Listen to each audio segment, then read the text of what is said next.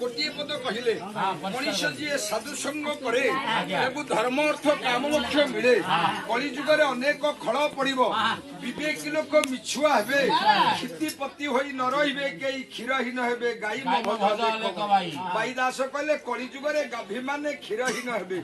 ख अनुप्रास गला बाईदास ग अनुप्रास कहले कला गायत्री छाड़ी बेदीज कला गारेड़ी करी बेहेज कला गुरु आगे शिष्य ज्ञान बताइबे गुरु आगे शिष्य ज्ञान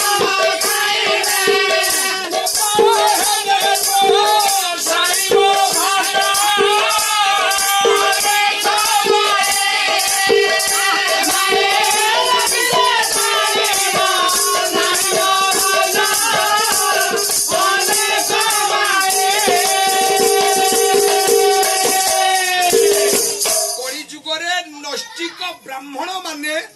गायत्री पूजा छाड़े गारेड़ी पूजा रे मन देवे गुरु आगे शिष्य ज्ञान बताइबे गोपाल हेबे गोस्वाई भज लेख बाईदास कले एतिकी हबो कि क कले ख गला ग गला घ अनुप्रासरे कहिले कला घोटिबा घोर अंधारी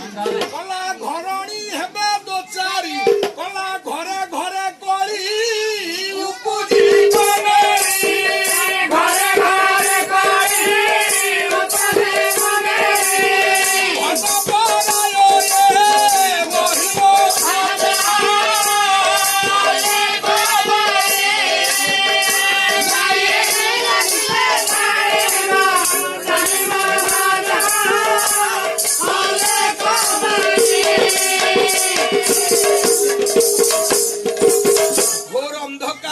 घरे घरे कली पूजिब बापा माँ झीरे कली बापा पुरे कली माँ झीरे कली स्वामी स्त्री रे कली भाई भाई रे कली साही साही रे कली गाँ गाँ रे कली देश देश रे कली घोर कली काले रे खाली कली पूजिब कली पूजिब कली पूजिब कली देश कौन कली देश कार कार कोनटा काई कली है बारा सारे कीर्तन रविचंद्र नरसिंहपुर जीवन काले सियाड़ देखी पहाड़ अंचल को कीर्तन बुले नरसिंहपुर देखी तेज जानवे तू कौन आम धान रुआ कल मनीष कर तुम रुआ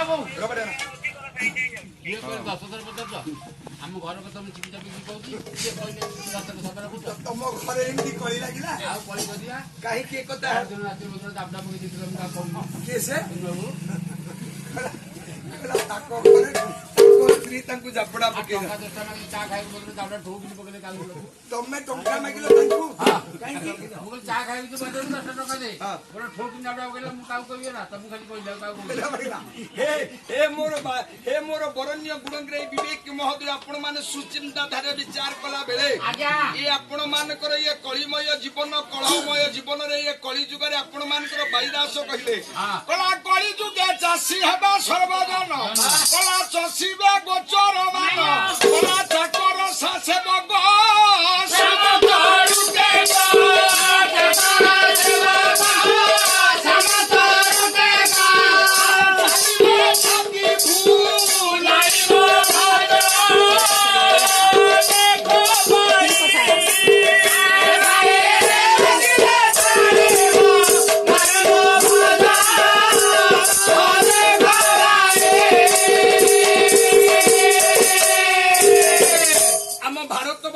कृषि प्रधान देश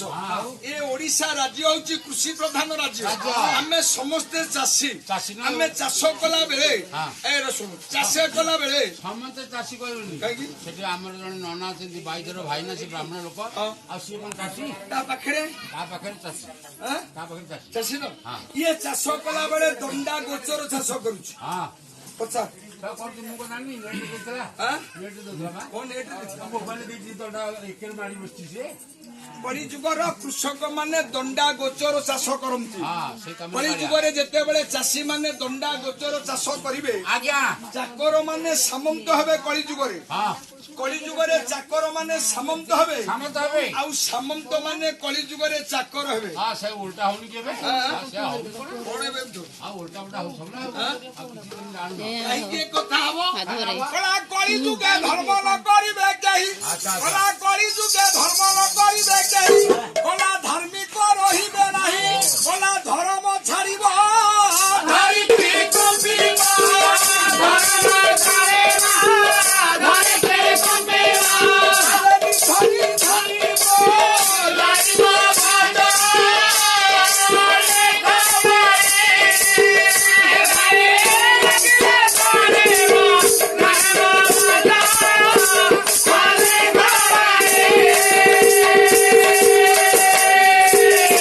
କଳି ଯୁଗରେ ଖୁବ୍ କମ ବ୍ୟକ୍ତି ଧର୍ମ କରନ୍ତି କଣ ବ୍ୟକ୍ତି ଧର୍ମ ଆଉ ସମସ୍ତେ ହଁ ଅଧର୍ମରେ ପାଦ ଦେଇ ଗତିଶୀଳବାନ ହେଲା ବେଳେ ହଁ ଧର୍ମ ଛାଡ଼ିବ ଧର୍ମ ଛାଡ଼ିବ ଧରିତ୍ରୀ କମ୍ପିବ ମୃଦୁ ମୃଦୁ ଭୂମିକମ୍ପ ହବ ହଉଛି। କଳି ଯୁଗରେ ହଁ। ଧନୀ ମାନେ ନିର୍ଧନୀ ହେବେ ଆଉ ନିର୍ଧନୀ ମାନେ ଧନୀ ହେବେ ସେଇଆ ହଉଛି କଳି ଆଜ୍ଞା ଯୁଗରେ ଧନୀ ମାନେ ନିର୍ଧନୀ ହେବେ ହଁ। ଆଉ କଳି ଯୁଗରେ ନିର୍ଧନୀ ମାନେ ଧନୀ ହେବେ ଧନୀ ହଉଛନ୍ତି ଏପରି ସମସ୍ୟା ଯେତେବେଳେ କଳି ଯୁଗରେ ଉପସ୍ଥିତି ହବ ଆଜ୍ଞା କଳି ଯୁଗରେ ଏପରି ସମସ୍ୟା ଯେତେବେଳେ ଉପଗତ ହବ ହବ 550 ବର୍ଷ ପୂର୍ବେ ନେମାଳ ପଦ୍ମ ମନର ପ୍ରଚଣ୍ଡ ପ୍ରତିଭା ମହାପୁରୁଷ ଅଚ୍ୟୁତାନନ୍ଦ ହଁ। କଳିକଳ୍ପ ଗୀତାରେ ଗୋଟିଏ କଥା କହିଲେ କଣ କହିଲେ? କଲେ 7 ଦିନ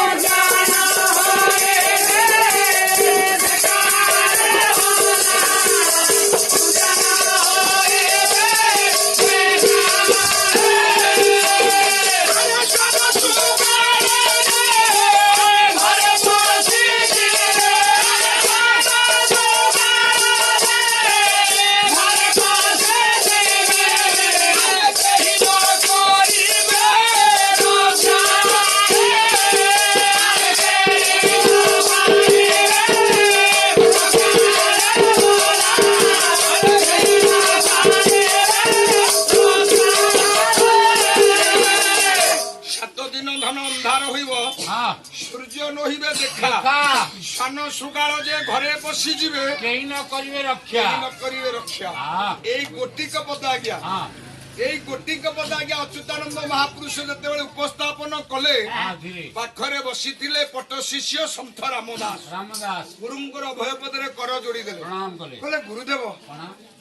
ବାସ୍ତବ ଚିନ୍ତା କଲେ କଳି ଯୁଗରେ କଣ 7 ଦିନ ଅନ୍ଧାର ହବ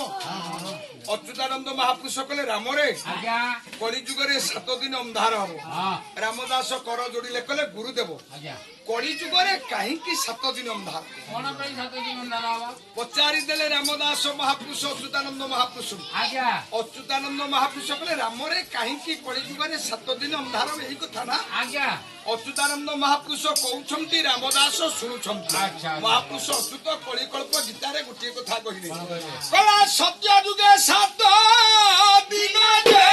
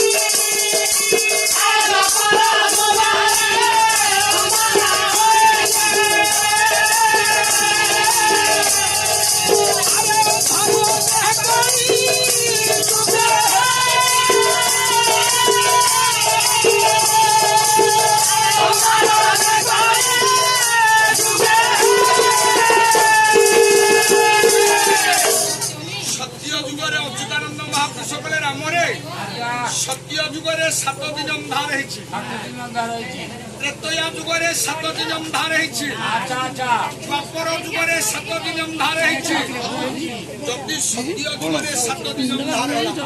ଯଦି ତ୍ରେତୟା ଯୁଗରେ 7 ଦିନ ଅନ୍ଧାର ହେଲା, ଯଦି ଦ୍ୱାପର ଯୁଗରେ 7 ଦିନ ଅନ୍ଧାର ହେଲା, ବାସ୍ତବ ଚିନ୍ତା କଲେ କଳି ଯୁଗରେ 7 ଦିନ ଅନ୍ଧାର ହବ। କେତେବେଳେ? ଦେଖ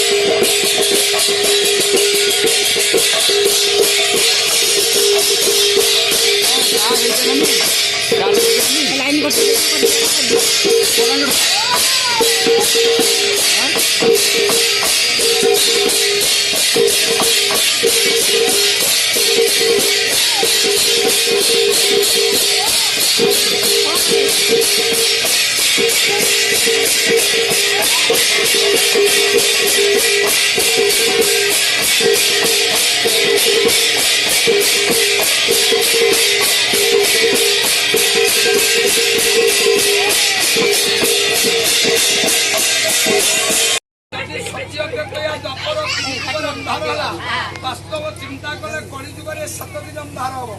କେତେବେଳେ? ଅଚ୍ୟୁତାନନ୍ଦ ମହାପୁରୁଷ ହରିବଂଶ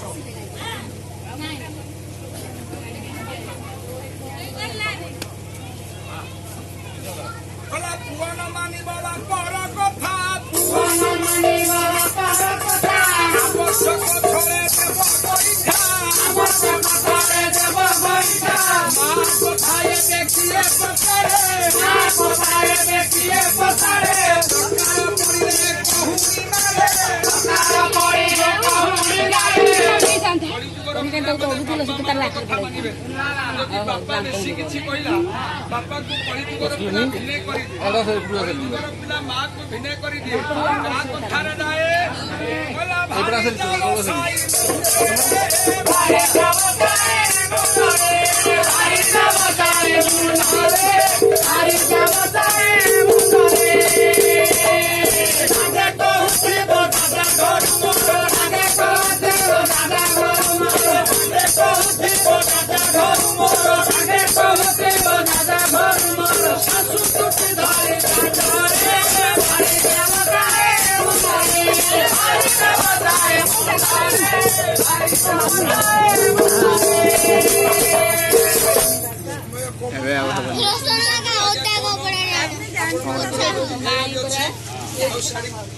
गाय को